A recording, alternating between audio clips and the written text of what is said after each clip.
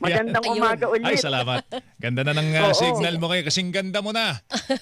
Oo, pero bilisan natin kasi nasa gitna ako ng kalsada. Ay, sorry po. Sorry po. Masagasaan ako. Sorry po. Pero gusto natin malaman, as a practicing lawyer, yung mga panukala na ibaba ang age of criminal liability. Sinasabi kasi kanina ni Attorney Cayosa, sabi niya, nung ipinasa yung batas, may science yan eh. Kaya ang Yes. tinakdang edad ay 15 hanggang 18 Correct.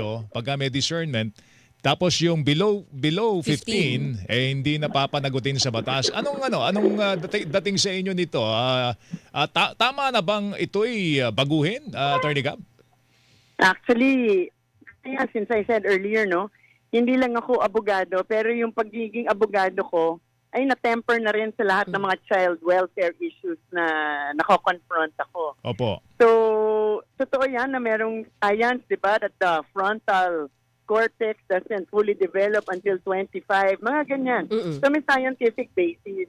So, kung akong tatanungin ninyo, hindi na kailangan amendahan para ibaba ang age of criminal responsibility. Ang kailangan siguro, i-implement ng maayos yung pagkakaroon ng mga bahay pag-asa, youth detention facilities, ang pagkakaroon ng mga yung counseling, rehab, all these intervention programs should be strictly developed and in place para talagang pag yung bata pinasok for counseling and rehabilitation, meron talagang magtuturo sa kanya, di ba? At iuhubog siya.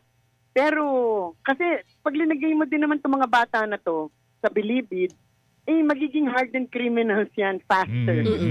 Faster than you can say criminal, di ba? Tsaka ang sinasabi So, ang sinasabi nga nila, yung- Attorney Gab, yung di ba, yung reformation kasi di ba, ang Exactly, prinsipyo diba? ng kulong baguhin yung tao para paglabas niya sa Oo. lipunan, maayos siyang magiging Panibago siyang productive tao member. na Mhm. productive, hindi natin siya kailangan pakainin at secure na hindi siya aalis ng bilibid, di ba? Ang gusto natin, maging productive member siya of society. Pero ma'am, Yun. sa tagal po ng pagpapractice niyo sa lawyer, sabi niyo lahat na ng klase ng child welfare issues na nasalubong niyo na sa pagpapractice ng batas. Pero ano obserbasyon mo, Attorney Concepcion, Attorney Gabi, palala ba ng palala yung krimen na kinasasangkutan ng mga bata? Pabata na raw ng pabata Dati ordinary theft lang, pag nanakaw. Ngayon, may pumapatay na. Ano pong obserbasyon ninyo? Well, I would say there's reason for alarm, no?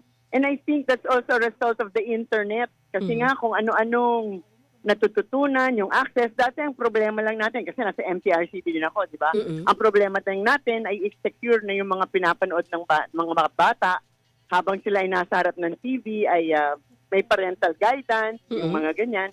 Pero ngayon, yung access to the internet, wala kasing control whatsoever. So, hindi natin alam kung ano talaga yung nabibisita nila. At alam naman natin na kung ano-ano talaga ang pwede nilang makita, kung ano yung na-expose sila on the internet. So, malaki talagang debate. Itong technology na to has really overrun us all. Yun nga, Diba? Hindi lang na-overtake. Ang Talagang sinasabi, overrun na tayo. ang sinasabi nga, Pero- Attorney Gab, iba na raw yung sitwasyon nung pinasa yung batas noong 2006. Doon sa sitwasyon ngayon, taking note of the fact na iba na yung SOCMED ano tawag Culture. dito, yung culture natin ngayon. Kung ano nakikita natin sa social media. That's true. Baka nga kailangan sumunod na rin tayo sa ginawa ng Australia at saka yung parang ginagawa nila ngayon sa UK, which is to limit also yung access ng mga minors to the internet. So kayo sa Diba? NGC po ninyo, pabor kayo na i-ban sa 16 years old pababa ang social media? I wouldn't mind, di ba? Kasi kung hindi natin makokontrol ang kung ano yung na-access ng kabataan sa social media, then we might as well limit yung access ng mga vulnerable sectors of society, which is basically yung kabataan nga natin. Pero But you Kasi wouldn't di natin makontrol, di ba? Wild.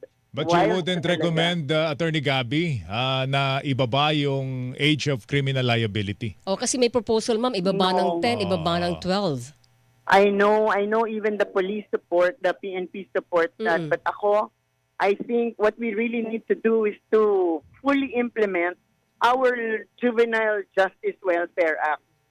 Itayo natin ang mga bahay pag-asa, mag-recruit tayo at mag-put tayo into place ng mga programa na talagang intervention. Yung talagang hindi yung pahapyaw lamang or hindi seryoso or kulang kasi tayo ng mga psychologists, social workers who are properly trained to handle them. I think we really need to invest in the future, which is their youth, no?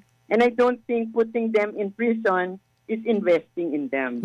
Lalaki lang ang budget outlay natin na kakailanganin para magkaroon tayo ng resources naman for bilibid, no? Kung ilalagay mo sila lahat sa Okay.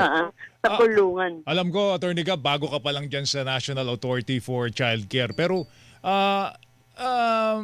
meron na ba kayong initial information as to yung mga bahay pag-asa natin? Gaano ba katindi ang backlog natin dyan? Ano bang kakulangan natin dito sa pagpapatupad po ng Juvenile Justice and Welfare Act? Well, I don't have hard and fast figures, but in major cities, in most cities, meron na sila. Diba? Pero ang alam ko, malaki pa rin ang kakulangan. Even yung pag-implement ng counseling program, talagang nangangailangan. Even for NACC itself, yung psychological intervention for the abandoned children, the sick children, na we will process for alternative child care, kulang pa rin pag mag-assess tayo in terms of getting psychological and psychiatric intervention, kulang pa rin. Pero ma'am, ang bahay pag-asa, ang pagtatayo nito ay responsibilidad ng local government unit. Ng LGU. Hindi Correct. na national government. LGU yan. Saan po mapasok Yes, to ng it's the DSWD? Well, the DSWD is always parang we always need to work complementary with the local government, even in terms of using the social welfare officers. Malaki din ang involvement ng DSWD in helping to train them and making them accessible to the population. Pero tama yung sinabi mo, yung pagpapatayo ng bahay pag-asa is actually a local government initiative dapat. Alright. Attorney Gab, alam Ma'am, thank namin you. na nasa mabuting kamay ang National Authority for Child Care. Naman, oo. And we bid you good luck. Good luck po. Thank Ingat you. kayo. Maraming Thank you. salamat. Thank you. Ingat po. Bye. Good Thank morning to you. you, si Attorney Gabby Concepcion, ang Executive Director, National Authority for Child Care.